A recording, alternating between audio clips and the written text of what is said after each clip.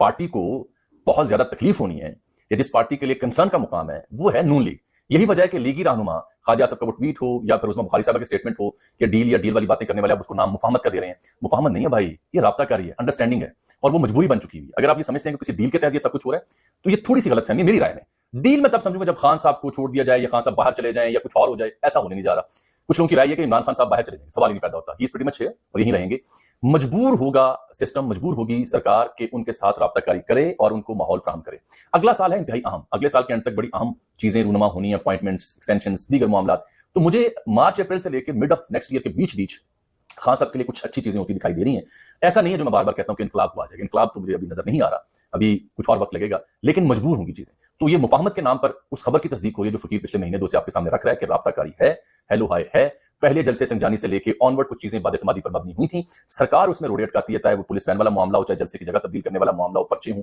वो क्योंकि सरकार को सूट ही नहीं करता कि असल सरकार और पीटीए के बीच कोई एतमाद बढ़े, तो वो जो एतमाद बढ़ता है या एतमाद साजी होती है उसको टार्निश करने के लिए फिर ऐसी हरकतें हमें देखने को मिलती हैं, चाहे वो सुप्रीम को रजू करना हो, जलसे की जगह तब्दील करनी हो, या ये बैन डालना हो कि मुफाहमत कर रहे हैं, ये तो डील है। तो भाई अगर डील करें तो आप कहां हैं? आप तो इग्नोर किया जा रही है, तो आपके लिए कंसर्न का मुकाम है जो कि वो नजर भी आ रहा है। ये कहानी होगी बुशरा बेगम के हवाले से और इमरान खान साहब के हवाले से। लेकिन ये जो मैंने खबर पढ़ के आपको सुनाई थी, इसमें जो 3 माह हिरासत का इख्तियार है ना, ये बड़ी डेवलपमेंट है। बज़ाहिर उसका मकसद दहशतगर्दों का मामला है, बज़ाहिर उसका मकसद वो लोग जो कलदम तंजीमें हैं वो है, लेकिन कुछ तजिया निगारों का मानना है कि अगर खान साहब के ऊपर केसेस खत्म हो गया, अदालतों से रिलीफ मिलना शुरू हो गया, तो इसके तहत भी 3 माह की हिरासत उनकी हो सकती है। अब मेरा किसी से जो मैंने हबीब साहब से बहस की थी, जब खान साहब के हक में चीजें होती दिखाई दे रही, तो मैंने की थी कि एक बड़ी इंपॉर्टेंट नुकता है जो पेंडिंग अभी तक। आप गौर करें, चलो फैज हमीद जो रिटायर्ड है उनको पकड़ा गया और जो हमें बताया गया वो ये था कि 3 से 5 हफ्तों में ट्रायल हो जाएगा, सामने आ जाएंगी चीजें, वो पेंडिंग है। क्या वो उगला नहीं जा रहा या निगला नहीं जा रहा, या उससे जो नताइज लेने थे वो अभी वक्त नहीं आया या नताइज मिले नहीं।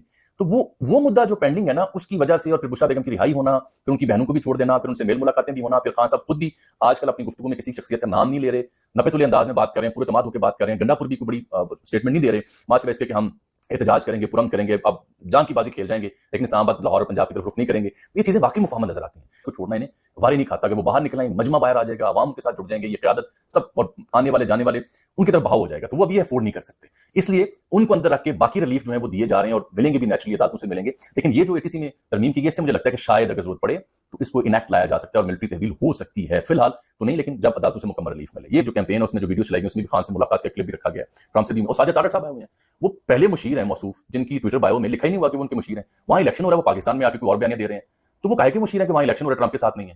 तो अजीबो गरीब फिल्में हमारे यहाँ पाई जाती हैं स्मोक स्क्रीन के नाम पर, उन पर कड़ी नजर रखा करें।